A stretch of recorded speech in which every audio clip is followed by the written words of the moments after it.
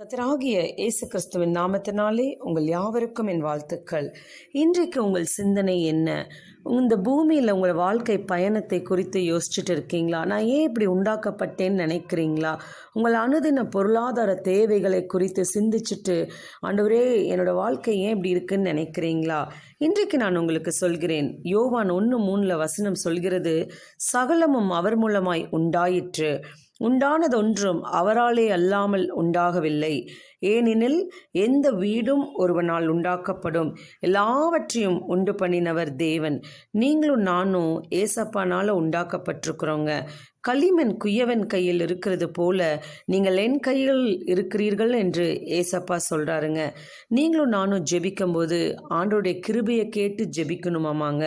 ஏன்னு பார்த்தா ஏசப்பா சொல்கிறாரு, என் கிருபை உனக்கு போதும்னு சொல்கிறாரு. ஏன் அவர் கிருபை நம்மளுக்கு வேணும்னா, என் கிருபை உனக்கு போதும், பலவீனத்திலே என் பலம் பூரணமாய் விளங்கும்னு சொல்கிறாருங்க. நீங்கள் விசுவாசத்தோடு இந்த வசனத்தை சொல்லுங்கள். என் கருவை உம்முடைய கண்கள் கண்டது, என் அவயவங்களில் ஒன்றாகிலும் இல்லாத போதே அவைகள் அனைத்தும் அவைகள் உருவேற்படும் நாட்களும் உமது புஸ்தகத்தில் எழுதியிருக்குதுன்னு சொல்லுங்க. இந்த பூமியில் உங்களுக்கு போராட்டம் வரும் பொழுது தேவனை நோக்கி ஜெபிங்க. ஏன் ஜெபிக்கணுமாமா?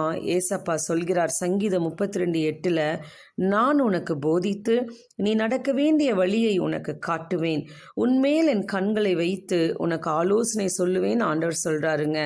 பொய் சொல்ல தேவன் ஒரு மனிதன் அல்ல, மனமாற அவர் ஒரு மனுபுத்திரனும் அல்ல. அவர் சொல்லியும் செய்யாதிருப்பாரோ, அவர் வசனித்தும் நிறைவேற்றாதிருப்பாரோன்னு வசனம் சொல்கிறதுங்க. நீங்கள் விசுவாசத்தோடு இருங்க. ஏன்னு பார்த்தா என் தேவன் தம்முடைய ஐஸ்வர்யத்தின்படி உங்கள் குறைகள் எல்லாம் கிறிஸ்து இயேசுவுக்குள் மகிமையிலே நிறைவாக்குவார் அப்படின்ற வசனம் உங்களுடைய வாழ்க்கையில் நிறைவேறுங்க. நிச்சயமாய் நான் இன்றைக்கு உங்களுக்கு சொல்கிறேன், என்னாகமம் 6:24, 25, 26 படி கர்த்தர் உன்னை ஆசிர்வதித்து உன்னை காக்க கடவர். கர்த்தர் தம்முடைய முகத்தை உன்மேல் பிரகாசிக்க பண்ணி உன்மேல் கிருபையாய் இருக்க கடவர். கர்த்தர் தம்முடைய முகத்தை உன்மேல் பிரசன்னமாக்கி உனக்கு சமாதானம் கட்டளையிடுவார். இன்றைக்கு நான் சொல்கிறேன், இந்த பூமியில் நீங்கள் இருக்கிற வரைக்கும் ஆண்டவர் உங்களை காக்க கடவார். அவருடைய கிருபையின்படி உங்களோடு கூட அவர் இருப்பார். அவர் உங்களுக்கு சமாதானம் கட்டளையிடுவார். இது நிமித்தம் உங்கள் வீடு ஆசீர்வாதமாக இருக்கும்.